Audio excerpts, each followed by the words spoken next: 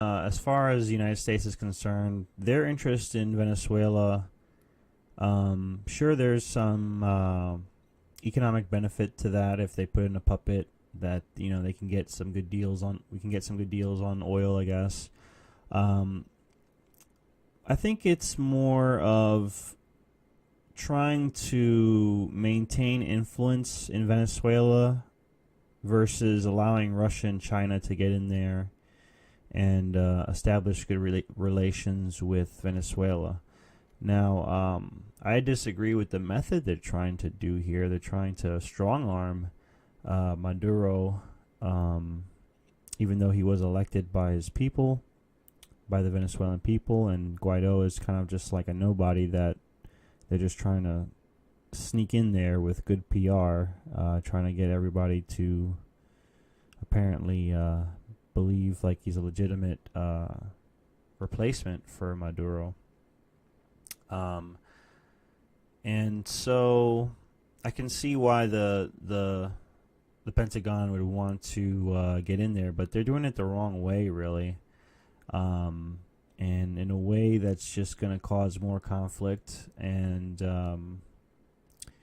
Venezuela is really not that far from the United States. It's actually right there, like on the Caribbean, basically.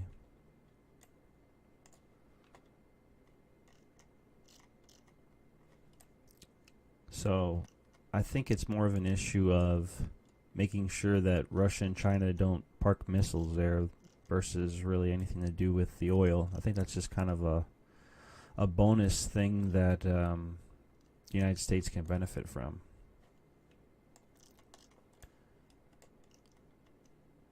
So, and this has been, a big part of post 9/11 foreign policy is that the United States have gotten to the habit of strong arming other countries and have lost their ability for soft tactics. How do you call it? Um, like soft diplomacy or something like that. Able to the ability to make deals and have countries cooperate without the use of military force or the threat of military force.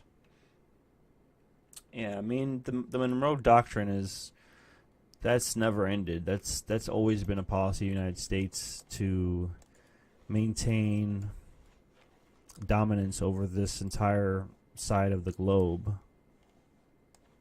All of these countries, the United States has involved itself in. There's actually a really good book that I read in college that explains this very well. I forget the name, but if you want to look into it, there's plenty of information about how the United States conquered basically South America and Central America, mostly through economic means. Like, have you ever heard of the U.S. Fruit Corporation? There was these huge corporations that basically took over countries on behalf of the United States to set up like the global, this Western Hemisphere economy.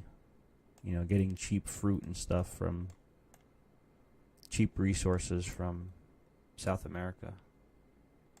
Yeah, that's a good book too. Confessions of an Economic Hitman. Yeah, I read that book. It's really good. But foreign policy wise, the United States should be making uh, win-win situations for these countries. That's what they should be doing. They should be making economic deals that benefit both countries, and that's how you get countries on your side. That's how you get countries to be pro-America, is to make deals with them so they can get a taste of America, because that's been the number one thing that draws people to America, is to the United States, is the freedom to be successful, to make a success out of yourself. So if you give these countries a taste of that, then they become your best friend. So instead of trying to strong arm them and conquer them, that's what the focus should be when it comes to foreign policy.